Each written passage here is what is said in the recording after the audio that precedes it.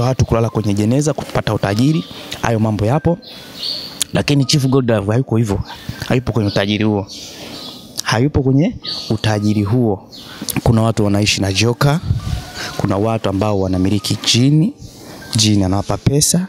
Kwa hiyo haya mambo yapo katika ulimwengu wa giza. Kama unahitaji pesa za jini, jini anaitwa, then unakubaliana naye jini.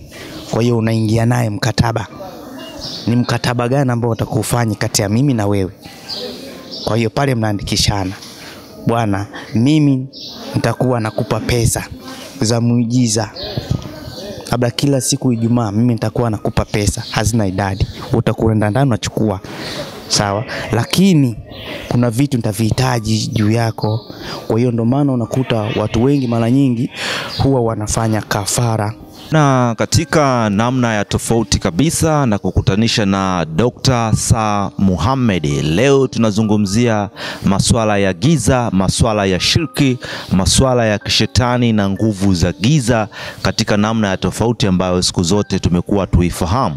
Nimekuwa nikikuletea mahojiano ya wachungaji, lakini pia nimekuwa nikikuletea mahojiano ya mashehe, lakini leo nakutana na Dr. Sir Muhammad. Tunazungumzia masuala ya nyota, masuala ya shirki, na kubwa ambalo limenifanya nimtafute ni baada ya kuona kijana mmoja huko mitandaoni anajinasibu yeye ana pesa, ana ukwasi, lakini pia amekuwa akijinasibu kwa mambo mengi sana, na watu wengi wakiwa wakisema kwamba yeye ana pesa za kishetani. Tunamfahamu, huyu ni Chief Godlove.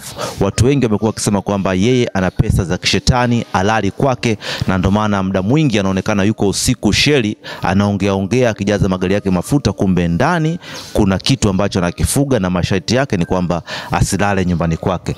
Na kutanisha na Dr. Sir Muhammad, tujaribu kuyachunguza haya. Dr. bali yako?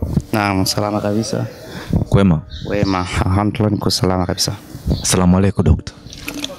Wa alaykum salam. Okay? Yeah. Dr. tuanzie hapa. Watu wanasema kwamba kuna pesa za ushetani. Yaani unaweza kawa na jini ndani likadi na kuletea pesa. Wengine wanasema kwamba unaweza kawa una jeneza ndani ambalo unalala kwenye jeneza. Wengine wanasema kwamba unaweza kawa unafuga misukule inatapika hela. Haya mambo yote kiujumla yana ukweli kiasi gani? Haya mambo yana ukweli asilimia 95. Asilimia 95 yana ukweli. Yes, kwa sababu hivi vitu katika ulimwengu wa giza vipo na vinafanya kazi. Sio, utakuwa umenielewa hapo. Vipo na vinafanya kazi. Kuna watu ambao wanaishi na msukule. Kuna watu ambao ili wafanikiwe wapate pesa. Kuna watu wanaishi na joka. Kuna watu ambao wanamiliki jini. Jini anawapa pesa. Kwa hiyo haya mambo yapo katika ulimwengu wa giza kwa asilimia 95. Lakini ukiamini inatimia asilimia 100. Yes. Kwa hiyo kila kitu ni imani katika haya mambo?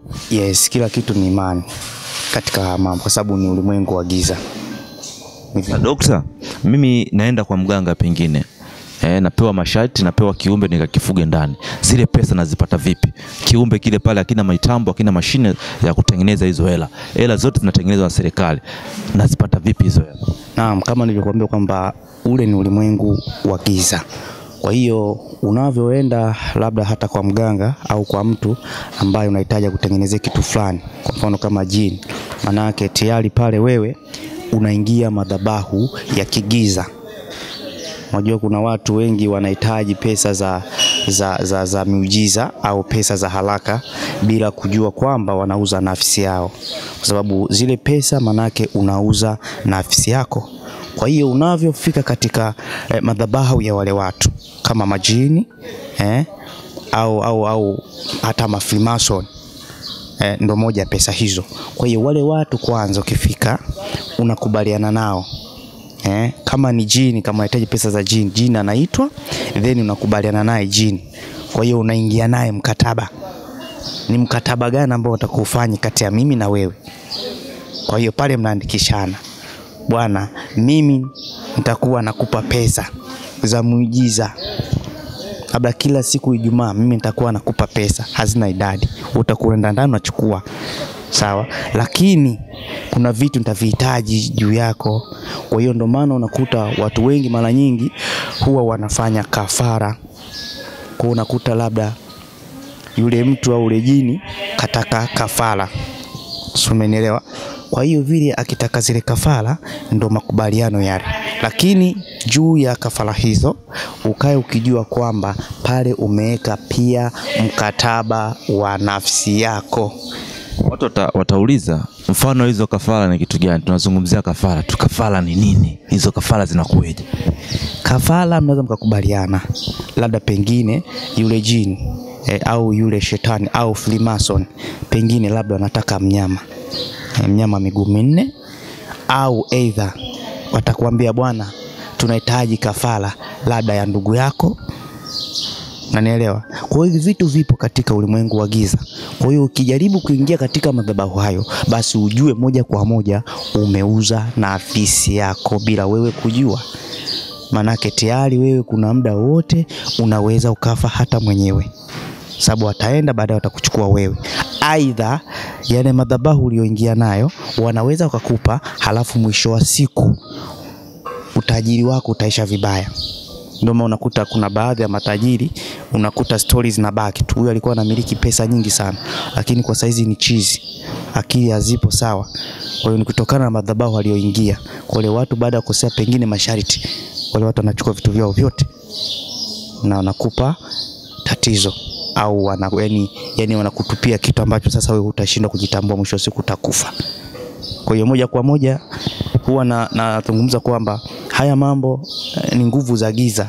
Haya mambo ni vitu ambavyo yani havionekani kwa macho mawili, lakini kuna kitu kinaitwa jicho la tatu. Hilo jicho la tatu ndio la kuona vitu hivyo.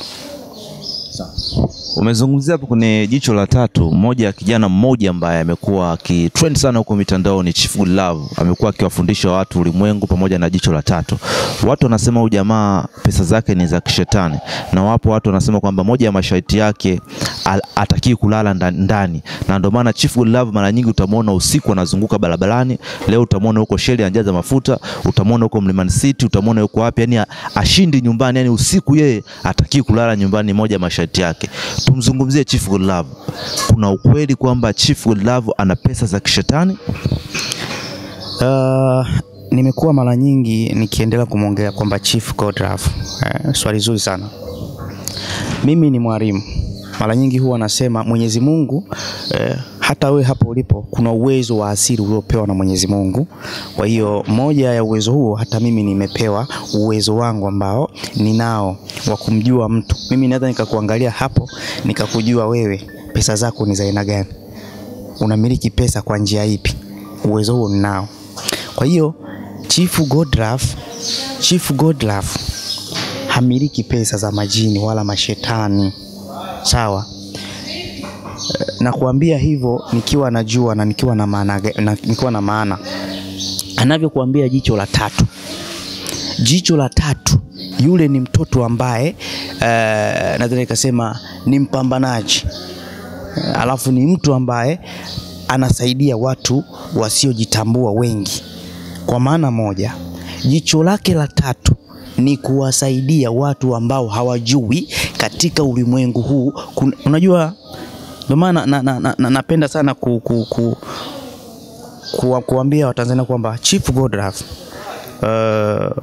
ukimwangalia vizuri sana upambanaji wake na mpaka sasa alipo, yule sio kwamba anatumia pesa za kichawi wala Freemason. Bado nazidi kukataa, sababu mimi ni mwalimu, najua yule mtoto ana nyota ya asili. Chief Godlove nyota yake ni ya asili, maana ule utajiri ni wa asili. Sawa? Sasa nakuelezea kuhusu jicho la tatu la Chief Godlove. Ile jicho la tatu la Chief Godlove maana yake kwamba ni kuwafumbua watu ambao hawaelewi ndani ya hii dunia kuna nini. Kwa sababu yeye kuna vitu ashavijua. Kwa hiyo ili kuwasaidia watu wasiojitambua, maana yake ndio kawatengenezea jicho la tatu. Kwa hiyo ili upate elimu yake, lazima kwanza apate watu timamu, watu ambao wana akili ya kutaka hiyo elimu. Ndio maana ya jicho la tatu la Chief Godlove. Yes. Mwalimu, Kuna baadhi ya watu wanasema kwamba pia Chief Godlove akibahatika kulala kwake anatakiwa alale kwenye jeneza, kwamba jamaa kwake hakuna kitanda, analala kwenye jeneza, ni chumbani kwake analala kwenye jeneza kama mfu. Ukweli wa haya mambo uko vipi? Na kama kuna utajiri wa huu wa mtu kulala kwenye jeneza, hii inakueje? Hivyo vitu vipo. Hivyo vitu vipo vya watu kulala kwenye jeneza kupata utajiri, hayo mambo yapo. Lakini Chief Godlove hayuko hivyo. Hayupo kwenye utajiri huo. Hayupo kwenye utajiri huo. Chief Godlove ana utajiri wa asili. Unielewe hivyo. Lakini utajiri wa kulala kwenye jeneza upo. Na swala la Chief Godlove kwamba ameacha mji ameenda kuzunguka sijui wapi, hapana, nakataa. Saizi Chief Godlove ana nyumba yake kubwa tu, lakini hataki kuwaonesha. Lakini mbali na kuwa na nyumba yake, ile nyumba kaamua kuachia watu, kaamua kuwasaidia watu waishi. Sawa? Lakini mbali na hapo, saizi Chief Godlove yupo Kampala, Uganda. Kwa hiyo unaona jinsi gani ni kijana anavyopambana, ni mpambanaji. Unanielewa? Kwa hiyo unamuona jinsi gani anavyohangaika. Mtu ambaye mara nyingi anategemea pesa labda hata za majini, hawezi kahangaika hivyo, kwa sababu ile jini unaingia makubaliano naye. Yaani kazi yako wewe jini anakuwa anakuletea pesa. Kwa hiyo yule kijana ni mpambanaji. Na katika utajiri wake ni utajiri wa asili wa mizimu mababu zake. Ndio maana unaona mara nyingi anapenda kufanya kafara, lakini mbali na kafara huwa anapenda kutoa misaada.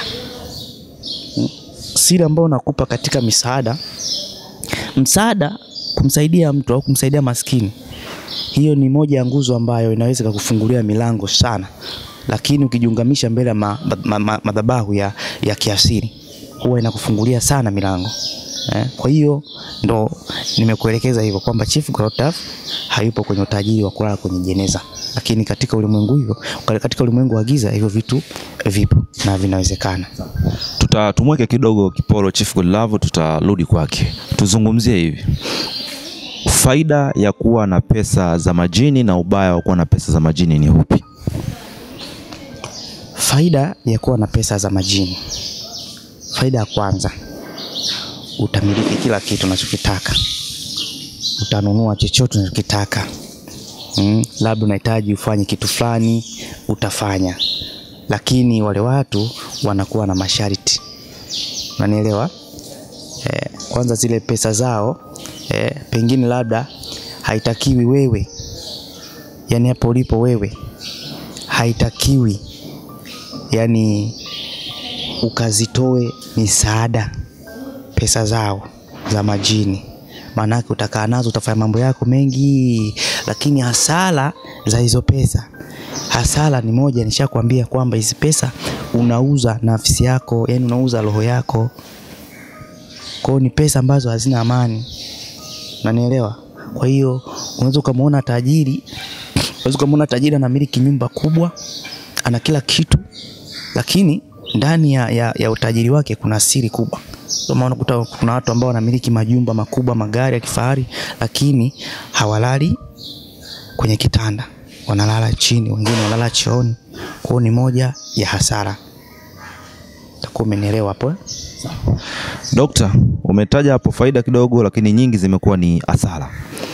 Kwa nini nyinyi madokta wa mitishamba, waganga wa kienyeji, watu ambao mna elimu ya shiriki, watu ambao mmebahatika kuwa na elimu ya giza, kuweza kuzivuta mali, kuweza kuwatumia majini, mnakuwa mnawasaidia binadamu waweze kumiliki pesa za majini, pesa za masharti, ikiwa mnajua kwamba kuna madhara?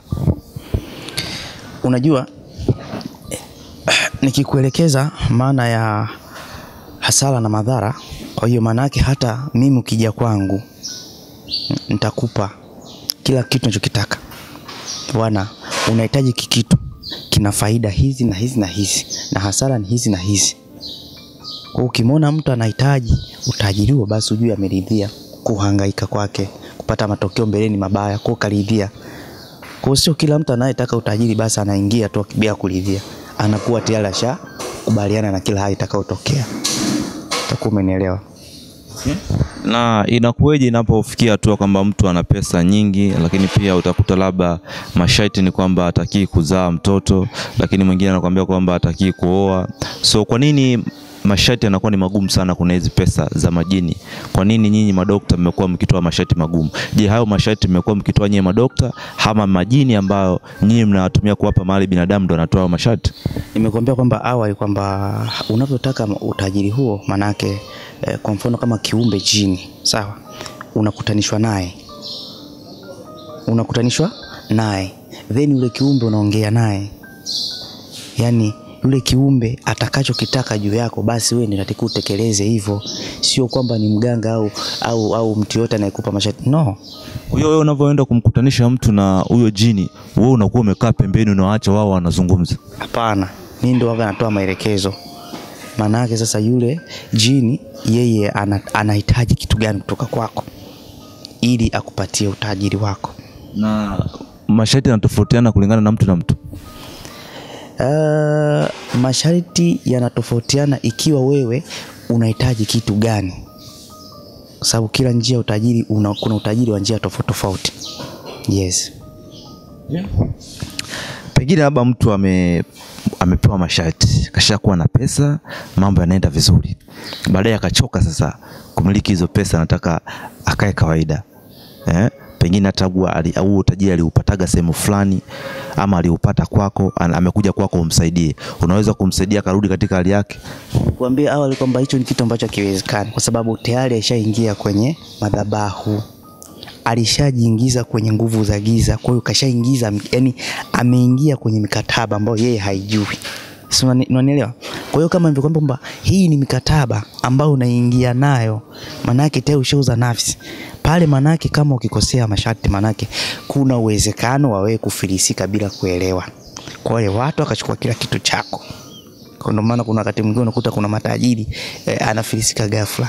Kwa hiyo ni moja ya kukosea masharti au kutaka kuachana na mambo hayo. Unanielewa? Kwa hiyo kutaka kuachana na mambo hayo, sharti kwamba mali zote zinatakiwa zishe. Zinateketea mali zako zote. Na zikiteketea lazima uwe chizi. Lazima akili zako tayari zinayeyuka. Sasa dokta, kulingana na hao yote, wewe unawashauri vijana wapambanaji watembee kwako waje kutafuta hizo hela ama wasisubutu kabisa hata kwenda sehemu nyingine kutafuta hizo hela? Mimi huwa na wasaidia watu wengi sana. Huwa naongea kwamba hizi pesa za haraka huaga zipo na zinawezekana, lakini ni pesa ambazo zinaleta matokeo mabaya. Lakini kwa sasa hivi unajua hapo ulipo una nyota ya asili ambayo umepewa na Mwenyezi Mungu. Kwa hiyo kuna njia nzuri ambayo unaweza kumiliki pesa bila hata masharti ya aina yoyote, kwamba labda uwe na kifungo cha maagano, labda uwe na nini, mambo ambayo hayawezekani. Kwa hiyo kuna njia ya asili ya mizimu na majini ambayo unaingia nayo, unamiliki pesa vizuri bila shida. Ipi nzuri sasa? Kuna njia ya asili, nishakuelekeza, yani kuna njia ya asili. Yani asili yako ya mababu unawaomba wakufungulie milango kupitia nyota yako wewe uliokuwa nayo. Kwa sababu huwa naongea mara nyingi katika dunia hii ukiona mtu yote anahangaika bila kupata matokeo, basi ujue kuna kitu kinaendelea juu ya maisha yake. Pengine unaweza kukuta kashafungwa na wachawi. Unanielewa? Kwa hiyo katika maisha haya huwa nasema kwamba Mwenyezi Mungu amekuleta kwenye dunia hii sio uje ufe maskini, bali umezaliwa uwe tajiri. Hakuna maskini kwenye dunia, kila mtu ni tajiri. Lakini sasa kufika kwenye hiyo njia ndio huwa kuna vita, ndio huwa kuna tatizo kubwa sana, kwa sababu unaweza ukawa na nyota yako nzuri lakini ile nyota ikafungwa na wachawi. Sasa sio rahisi kufika kwenye nyota yako ya mafanikio, ingawa tayari una nyota mafanikio tayari ishafungwa. Kwa hiyo ni jinsi gani utumie kuipambania nyota yako ili umiliki pesa. Bana, huyo ni Sir Mohamed. Tumekuwa tukizungumza naye hapa kuhusiana na mambo mengi ambayo pengine tuyafahamu, kwa sababu siku zote tumekuwa tukizungumza upande mmoja tu. Nimekuwa nikuletea mahojiano ya mashehe pamoja na wachungaji, lakini leo nikaamua hapa nikuletee daktari wa tiba za asili ambaye ni Dr. Sir Mohamed, ili atuweze kutupa ufafanuzi. Lakini kubwa zaidi tulikuwa tunaangalia kulingana na minong'ono ambayo imekuwa ikizungumziwa kwenye mitandao ya kijamii kuhusiana na pesa za Chief Godlove. So kwa pande mwingine umeona ufafanuzi wake ambao ameutoa kuhusiana na Chief Godlove. So umekuwa na mtazamo gani? Basi shukrani na comment section, drop comment yako.